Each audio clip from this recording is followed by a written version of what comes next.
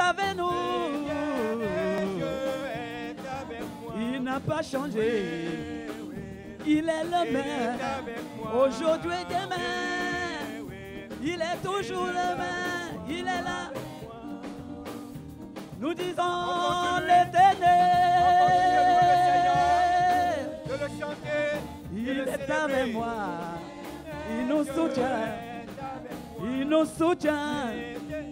Oh, il est avec moi. Oh, il est avec moi. Une dernière fois. Oui, dis-le. Il est avec toi, l'Éternel. Il est avec toi. Il est avec moi. Il est avec toi. Oh, il n'a pas changé. Toujours le même. Il est avec moi, avec moi. Bonjour à tous. Est-ce que nous sommes vivants? On peut acclamer le Seigneur.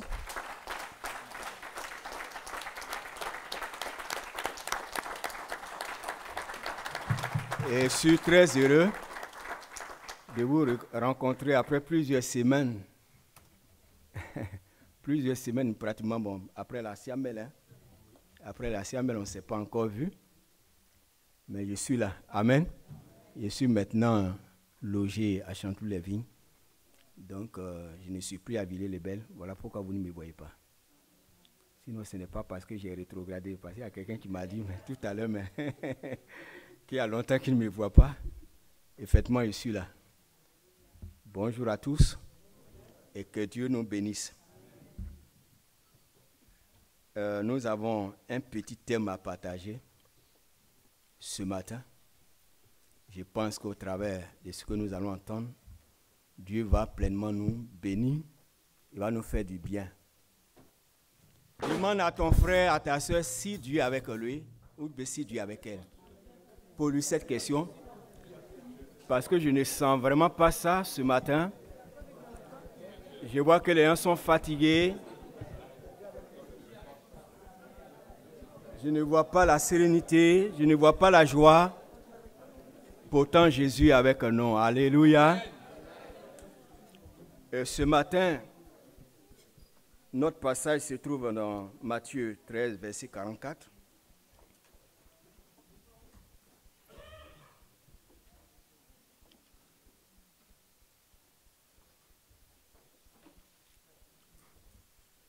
Matthieu 13, verset 44.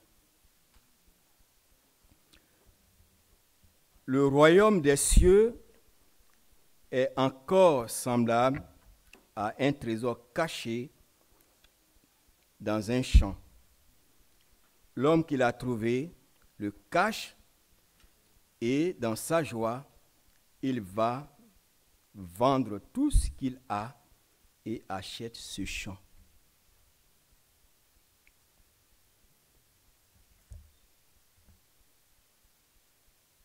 Ce que nous sommes en train de lire est une parabole.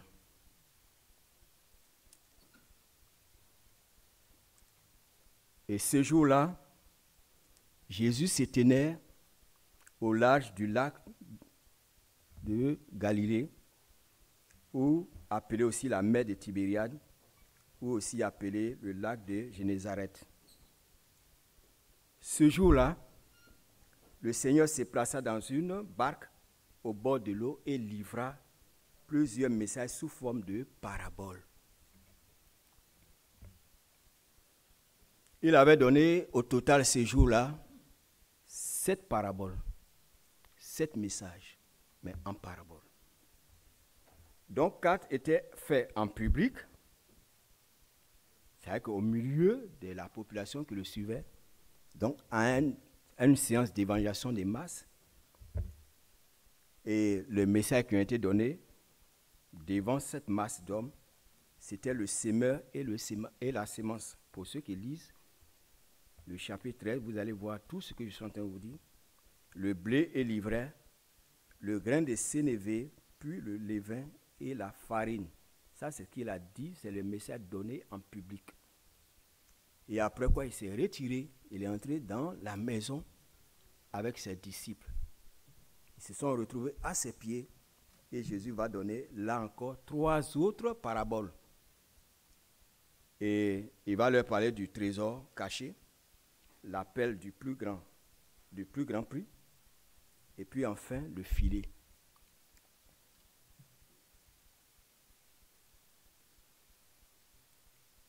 Qu'est-ce que le trésor? Avant que nous parlions, nous ne révélons le trésor caché. Nous devons savoir d'abord qu'est-ce que le trésor. Vous savez, dans les années 80, mon épouse et moi, nous étions dans une ville, la Côte d'Ivoire. Nous y avons passé 11 ans dans cette ville. Et il y avait 2 villes dans cette région. Dans la région où nous étions, il y avait 2 villes où il y avait dans le sous-sol le diamant.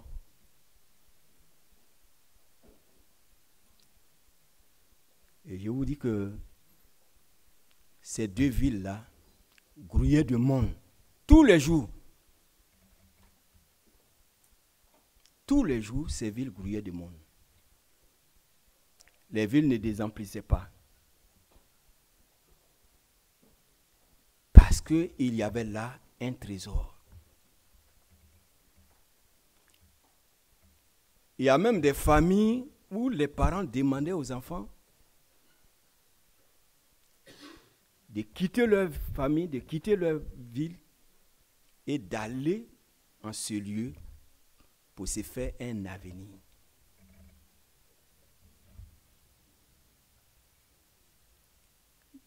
Pourtant, ce n'était pas facile. Presque chaque semaine, on apprenait que 2 ou 3 personnes mouraient. Ceux qui creusaient l'or ou bien le diamant, il y a des fois, il y a des parties de terre qui les engloutissaient, oui, qui se cassaient et qui les engloutissaient, qui les tuaient. Mais malgré cela, les gens n'avaient pas peur d'aller là-bas. Chacun essayait de tenter sa chance. Lorsqu'ils obtenaient une pierre ou bien 2, ils devenaient riches. De l'état de pauvreté, ils passent à l'état d'hommes riches. De sorte que les gens n'avaient pas peur de la mort. Parce qu'il y avait un trésor qui était là, qu'il fallait avoir pour changer, qui peut changer toute leur vie. Alléluia. À cause de cela, ils affrontaient la mort. Ils n'avaient pas peur de la mort. Pour eux, ce qu'il fallait obtenir, c'était la richesse. Or, Jésus vient, il appelle ses disciples et leur dit, mes amis, il y a un trésor dans un champ. Je vous dis qu'il y a un trésor dans un champ. Il y a eu un trésor dans un champ et il y a quelqu'un qui l'a découvert. Mais il a pris tous ses biens, toutes les richesses que lui il avait là. Il a pris ça, les a vendus pour pouvoir obtenir ce champ.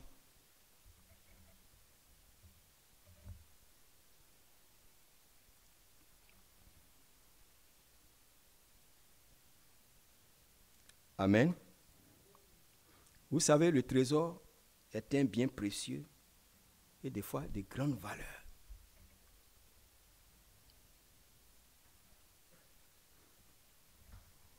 Ce trésor dont la Bible parle ici est d'une valeur inestimable.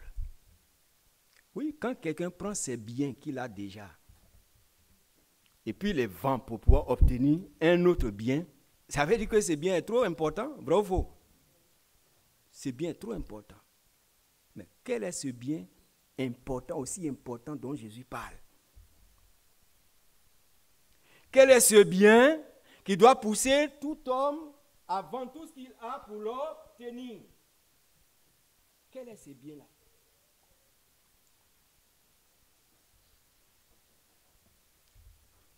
Quel est ce bien qui va nous pousser avant tout ce que nous avons déjà avec nous? Pourtant, généralement, quand l'homme a un bien, il cherche à augmenter. Mais il ne vend pas. Parce qu'il ne sait jamais ce qui va se passer demain. Mais Jésus dit qu'il faut vendre tout ce que tu as pour l'obtenir. Le champ dont on parle ici, c'est le monde. C'est dans ce monde que ces biens se trouvent. C'est dans ce monde que ces biens a été découvert. Le bien qui va te rendre riche à jamais. Le bien qui va changer ta vie pour toute l'éternité. Quel est ce bien?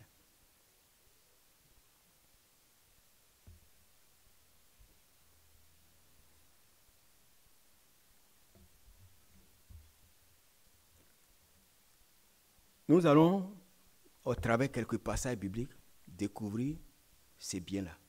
Nous prenons Luc 4, verset 18.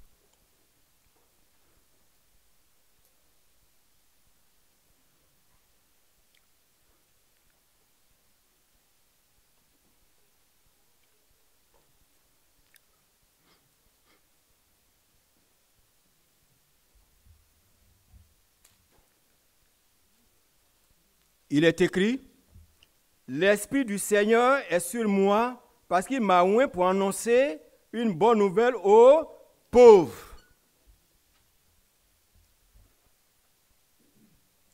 Jésus-Christ est celui que Dieu a envoyé pour libérer les hommes de la pauvreté morale et spirituelle dans laquelle l'homme a été plongé depuis la chute d'Adam. Ici, cette pauvreté dont on parle, ce n'est pas l'argent. Ce n'est pas le fait de manquer de l'argent. Mais depuis que le diable, depuis que Adam et Ève ont écouté le diable, ont accepté son mensonge, il y a une pauvreté morale et spirituelle qui s'est abattue sur le monde. Pauvreté morale, pauvreté spirituelle, qui s'est abattu sur le monde. C'est pourquoi la Bible dit que Jésus, des riches qu'il était, il s'est fait pauvre pour nous enrichir. Alléluia. C'est pourquoi le Seigneur pouvait dire en Jean 10, verset 10, le diable ne vient que pour égorger et détruire, mais moi je suis venu donner la vie en abondance. Je suis venu donner la vie en abondance. Jésus est venu sur la terre pour nous donner ce qu'aucun homme ne peut nous offrir. Aucun homme, aucune étude, aucun établissement, aucune institution dans ce monde ne peut faire sortir l'homme de la pauvreté morale et spirituelle. Il n'y en a pas. Aucune richesse. Seul Christ a ce pouvoir. C'est lui qui transforme les cœurs. Alléluia. Le monde souffre. Le monde est dans les problèmes. Le monde vit continuellement dans la pauvreté spirituelle et morale parce que le monde a refusé Jésus ou ne l'a pas connu. Est-ce que tu connais Jésus?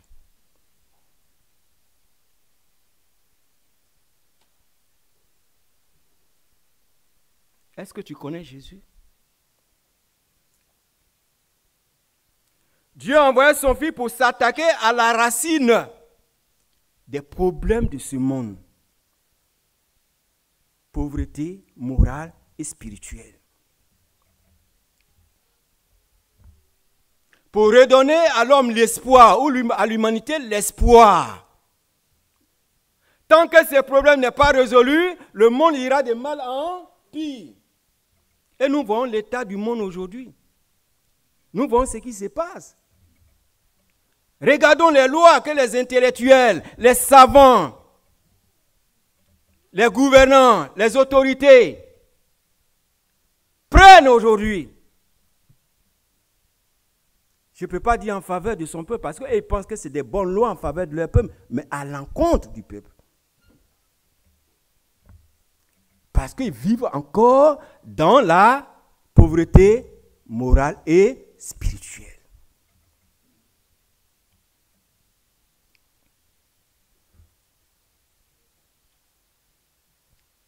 Regardons Matthieu 15, verset 19.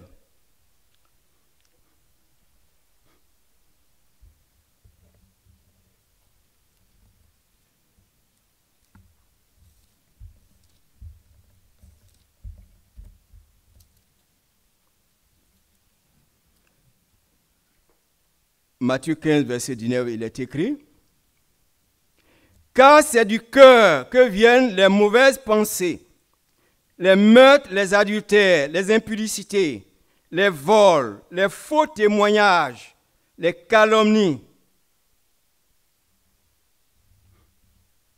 Aucun docteur ne peut opérer le cœur et le faire changer.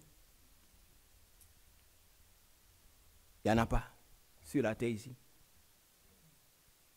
Aucun homme ne peut prendre le cœur d'un voleur, travailler cela, l'opérer et lui donner un nouveau cœur. Il n'y en a pas. Oh, c'est ce travail que Jésus est venu faire sur la terre.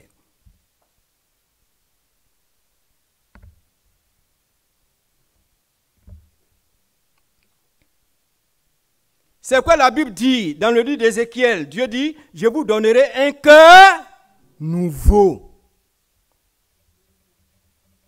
C'est Jésus qui donne un cœur nouveau. Veux-tu changer? Veux-tu voir le monde changer? Il faut que les hommes et les femmes reçoivent de la part de Dieu un cœur nouveau ou bien des cœurs nouveaux. Mais est-ce que tu as ces cœurs-là?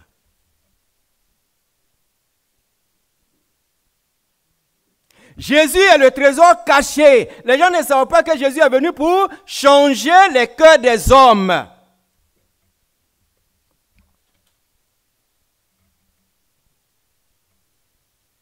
C'est quand le cœur a été touché par la parole de Dieu, Jésus a pénétré le cœur, que le cœur se nettoie, qu'il est nettoyé, que l'homme peut découvrir et comprendre le plan de Dieu pour lui.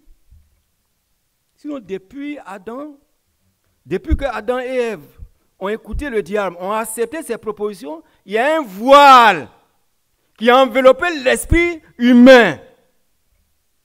2 Corinthiens 4, verset 3 à 4 dit quelque chose. Si quelqu'un a trouvé qu'il lise.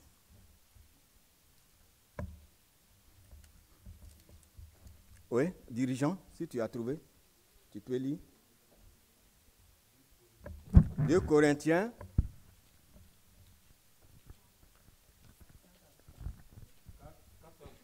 Oui. 3 à 4.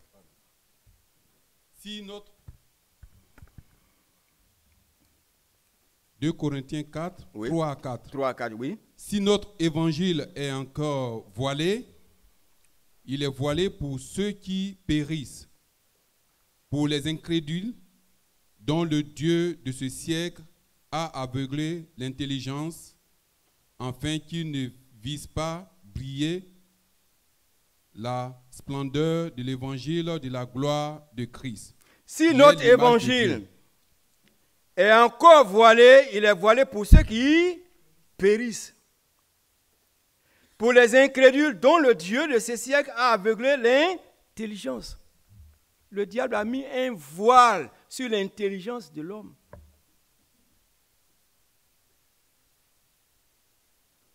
Si les hommes étaient véritablement intelligents, comment on peut dire aujourd'hui, Émile, il faut aller marier mon frère, ton nom là.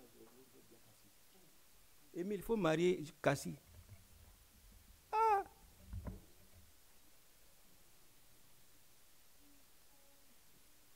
Et puis il dit, Cassie chérie.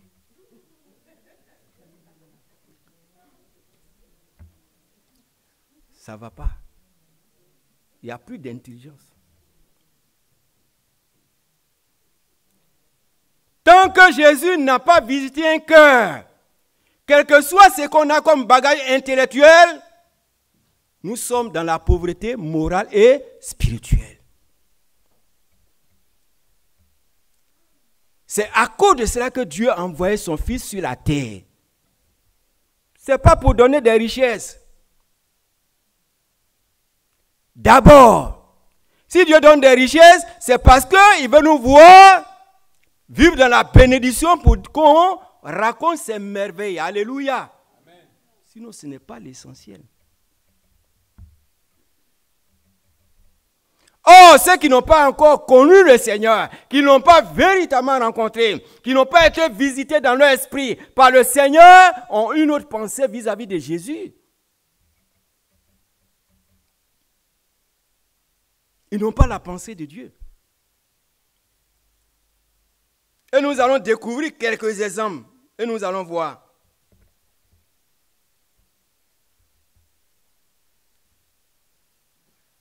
Nous prenons l'exemple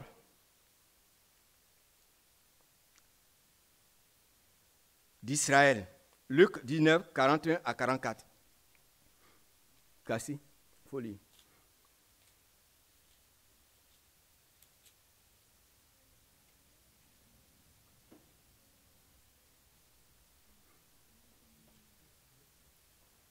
Luc 19, 41 à 44. Versets 41 à 44. Comme il approchait de la ville, Oui. Jésus, en la voyant, pleura sur elle et dit, « Si toi aussi, au moins en ce jour qui t'est donné, tu connaissais les choses qui appartiennent à ta paix, mais maintenant elles sont cachées à tes yeux. Il viendra sur toi des jours où tes ennemis t'environneront de tranchées, t'enfermeront et te serreront de toutes parts. Ils te détruiront, toi et tes enfants au milieu de toi. Ils ne laisseront pas en toi pierre sur pierre, parce que tu n'as pas connu le temps où tu as été visité. » Alléluia. Tant que les hommes ne sont pas encore venus à Jésus-Christ, ils ne peuvent pas comprendre qui il est en vérité.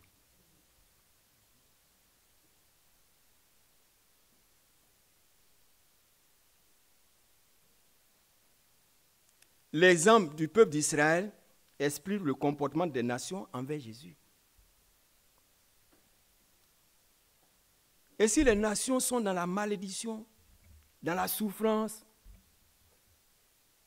dans les guerres, dans les lois bizarres dont on vient de parler, tout simplement parce qu'ils n'ont pas connu Jésus. Ou bien elles n'ont pas connu Jésus, les nations n'ont pas connu Jésus. Et Jésus pouvait dire à Israël, mais tu vas souffrir.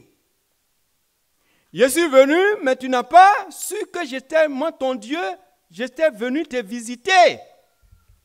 Puisque tu refuses de me reconnaître, alors voici, tu vas souffrir. Jésus a visité le monde ne l'a pas reconnu et le monde est dans sa souffrance. Pourtant, il était venu pour libérer les familles. Il était venu pour libérer, pour restaurer les vies dans les foyers, dans les nations. Mais puisque l'homme ne veut pas écouter le Seigneur, se tourner vers le Seigneur, il nous laisse dans nos problèmes. Parce que le problème, c'est le cœur. Le cœur a été maudit. Le cœur a été détruit.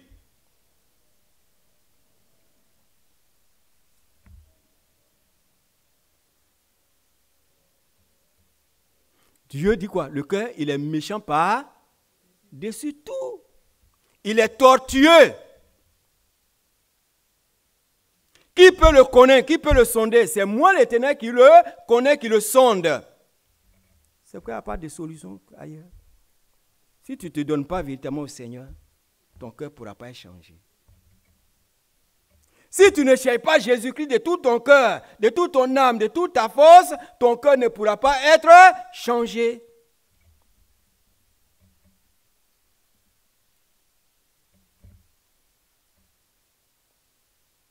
C'est lui la solution au problème que tu as. C'est lui qui a la solution au problème de l'humanité, des nations. des hommes, des foyers. C'est cette pauvreté spirituelle et morale qui ouvre la porte aux démons pour maltraiter ta vie, pour te maltraiter, pour maltraiter les nations.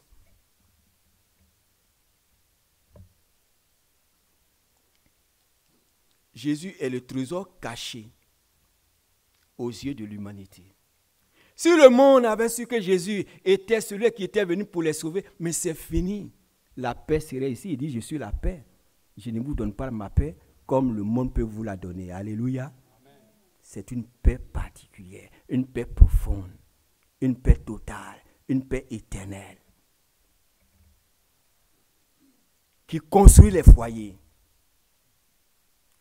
qui envoie l'harmonie dans les familles, qui permet à l'homme qui a une seule femme de se contenter de sa femme. Alléluia. Amen. Mais quand Jésus n'est pas dans ton cœur, tes regards se promènent encore parce que tu es dans la pauvreté morale, pauvreté spirituelle.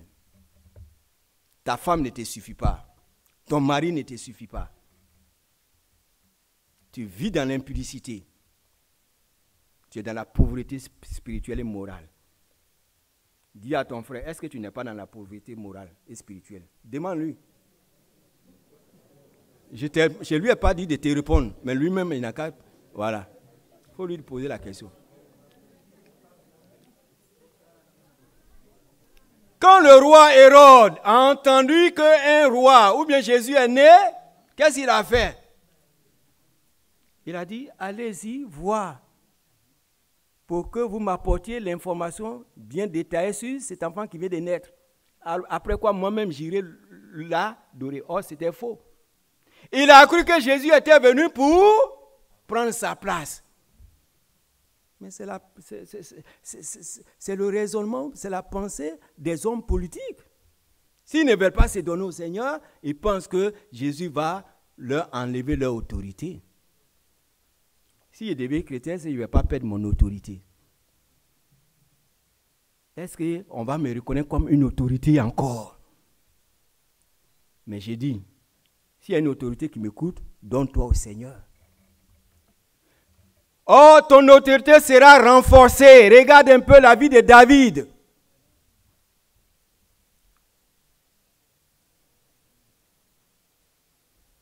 Quand David s'est donné au Seigneur, regarde ce qu'il a fait. Son nom est écrit aujourd'hui. Et il est reconnu comme un bon roi à travers le monde entier. Parce que Dieu était avec lui. Si les autorités avaient accepté le Seigneur, Dieu aurait pu leur montrer comment conduire leur peuple. Comment guérir les problèmes des foyers. Comment aider la population à être une population, à être des citoyens de bonne moralité. En réalité, les lois que les gens prennent, c'est pour faciliter la tâche aux uns aux autres. Mais comme ils n'ont pas le Seigneur, le diable leur fait des suggestions. Et leur fait prendre des lois. Leur font prendre des lois qui, en fin de compte, détruisent leur peuple. Donne-toi au Seigneur. Et tu seras sage. Et tu seras intelligent. Et ton peuple sera un peuple de paix. Alléluia. C'est la même chose. Que les foyers se donnent. Que l'homme se donne à Dieu. Que la femme se donne à Dieu. Que l'enfant se donne à Dieu. Et les problèmes vont disparaître. Même au sein de l'Église, il y a des problèmes souvent. Parce que nous sommes là, mais nous refusons d'accepter Jésus-Christ tel qu'il est, ou bien comme il le veut.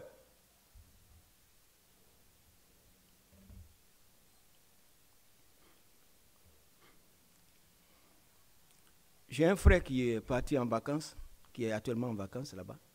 Et il m'a téléphoné hier, lui. Il dit, mais Émile, vraiment, tu disais beaucoup de choses, on entendait. Mais quand je suis arrivé au pays là-bas, j'ai même dit à quelqu'un de m'accompagner dans ta famille. Il m'a dit, mais Émile, sa famille est bénie. Mais je ne croyais pas. J'ai cru que tout ce que tu disais là, tu racontais des choses. Mais moi-même, je suis allé dans la famille, j'ai vu. Alléluia. Mais c'est la parole qu'on a donnée aux enfants, à la femme, dès le commencement, et à moi-même, qui a eu cet effet. Alléluia. N'ayez pas pitié. Nous sommes en Europe, on a pitié de nos enfants. On a peur de leur donner la parole. Mais lorsqu'on ne donne pas la parole à nos enfants, on est en train de les élever dans la pauvreté morale et spirituelle. Et plus tard, ils deviendront des gangrènes. Comment tu agis avec tes enfants?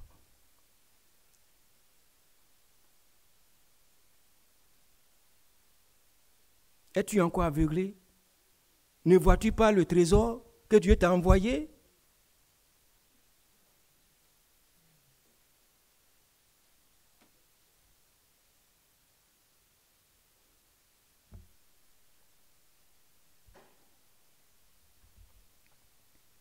Donc Hérode pensait que Jésus était venu le remplacer ou dérober son autorité. Les gouvernants pensent qu'en acceptant Jésus, ils vont perdre leur autorité ou s'affaiblir. Ils oublient qu'il y a eu des rois qui ont remis leur vie entre les mains de Dieu et ont réussi, tels que David et Salomon. Jésus est celui qu'il faut à ceux qui gouvernent pour mieux conduire et mieux servir leur peuple. Alléluia. C'est très important. Et à chacun de nous. Parce qu'à tous les nouveaux, nous sommes aussi des autorités. En tant que père de famille, en tant que chef de service.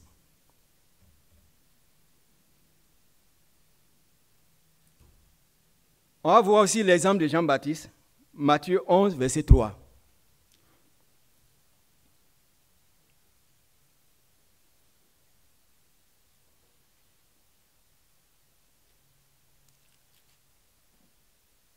Matthieu 11, oui. À partir du verset 3.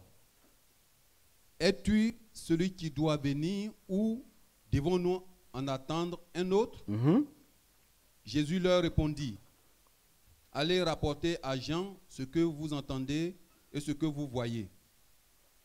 Les aveugles voient, les boiteux marchent, les lépreux sont purifiés, les sourds entendent, les morts ressuscitent et la bonne nouvelle est annoncée aux pauvres. La bonne nouvelle est annoncée aux pauvres. Quand on entend ça, souvent on dit, mais ça, ils n'ont rien à manger.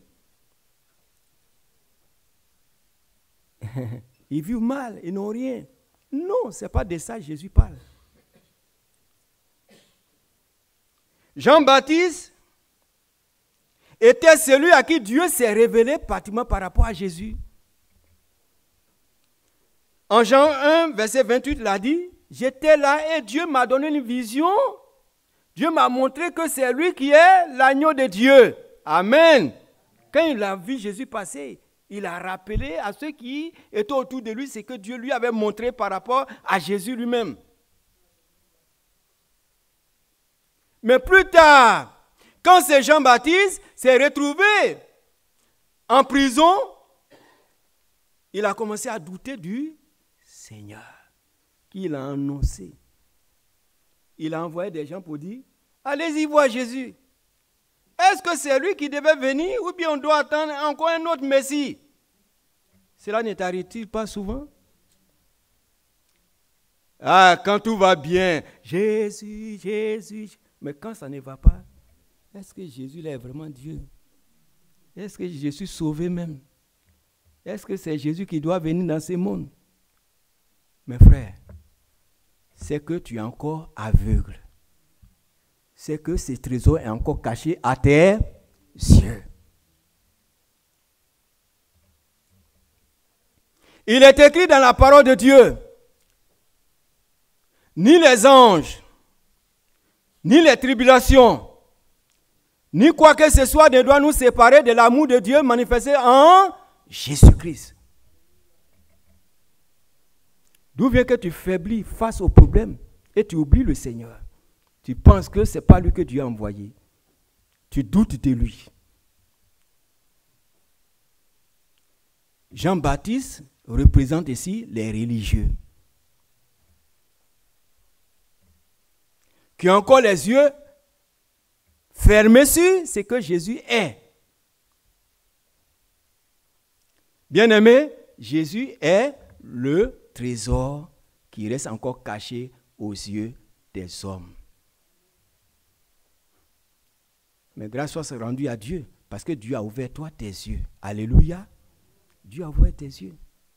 C'est pourquoi Jésus pouvait louer le Seigneur pour dire, Père, je te loue de ce que tu as caché ces choses aux yeux de ceux qui se disent sages et intelligents, mais tu les as révélés aux yeux de ceux qui se font petits.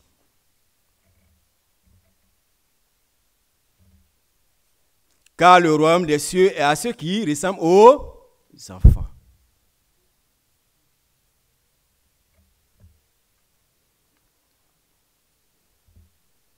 Bien-aimés, nous n'avons plus à douter de Jésus.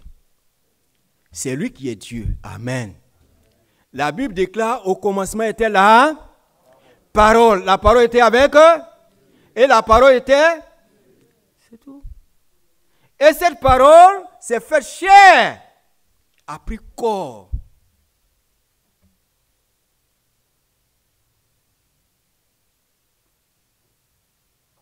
C'est cette parole devenue corps qui s'est livrée à la croix et qui est devenue sacrifice pour toi, pour te sauver, qui est le trésor de ta vie. Alléluia.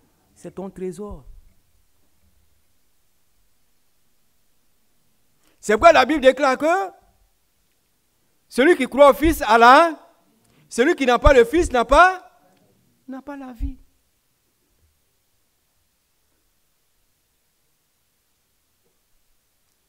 Celui qui n'a pas le Fils n'a pas la vie. Est-ce que tu as Jésus? Je ne dis pas est-ce que tu as une église. Je dis pas, je te demande, je te pose pas la question. Si tu es chrétien de l'église baptiste, ça c'est pas mon problème. Mais est-ce que tu as Jésus? Toi qui me regardes là, est-ce que tu as Jésus? Si tu n'as pas Jésus, tu es pauvre. Dis à ton frère, si tu n'as pas Jésus, tu es pauvre. Dites-lui ça, avec force.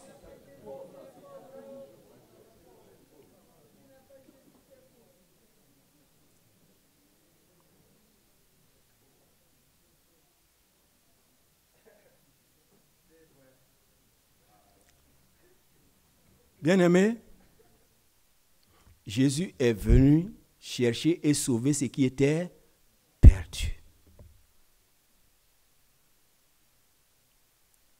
Le péché nous éloigne de Dieu. Mais Dieu a envoyé la solution au problème du péché.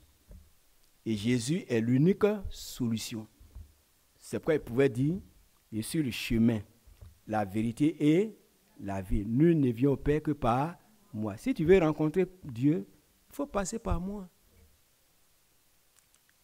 Si tu veux que ta mentalité change, il faut passer par moi. Si tu veux voir le péché en toi être vaincu, il faut passer par moi. Si tu veux sortir de la pauvreté morale et spirituelle, il faut passer par moi. Bien-aimé, je ne voulais pas vous perdre le temps ce matin.